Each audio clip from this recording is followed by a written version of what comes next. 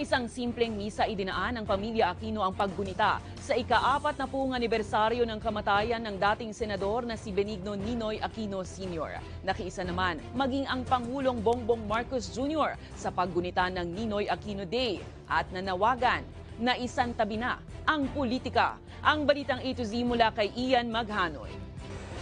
Thank you for being one with us today in remembering Ninoy Aquino. Naging emosyonal ang panganay ng Aquino family sa paggunita ng ika-40 taon ng kabayanihan ng kanilang ama, ang dating senador na si Benigno Ninoy Aquino Sr. Suot ang dilaw na mga damit, nagtipon ang mga taga-suporta ni Ninoy para mag-alay ng misa sa yumaong mambabatas. Kasama sa mga dumalo ang ilang leader ng Liberal Party, kabilang ang mga kaalyado nito sa politika na si dating Vice Presidenteng Leni Robredo at mga dating senador na sina Kiko Pangilinan at Franklin Drilon.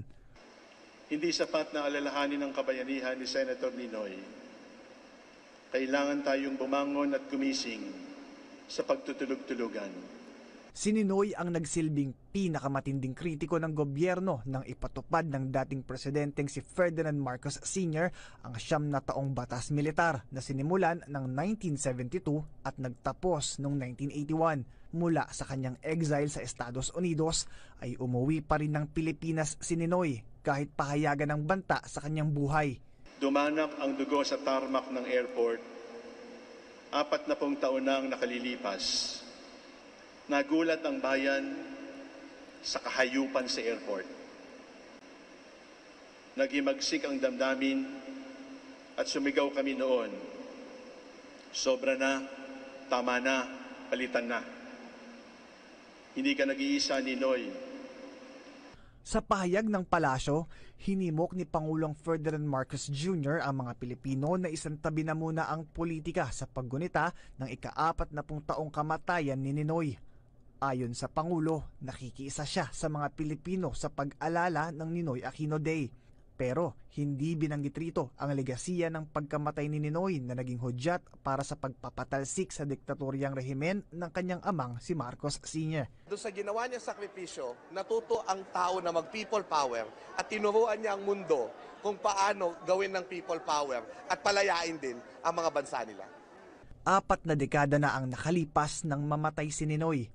Pero ang hamon ngayon, ayon sa pamilya Aquino, ay panatilihing buhay ang kanyang alaala sa pamamagitan ng mahigpit na pagbabantay ng demokrasya. Sana po kapag meron tayong nakikitang tama, purihin po natin yun at tularan po natin yun. Pero pag meron po tayong nakikitang mali, sana i-call out po sana ito ng mga tao. So yun po yung ehemplo ng lolo nila ito. The man who dreamed the impossible dream, running where the brave dare not go, to fight for the right, without question or pause, for the Filipino he believed worth dying for. Maraming salamat po.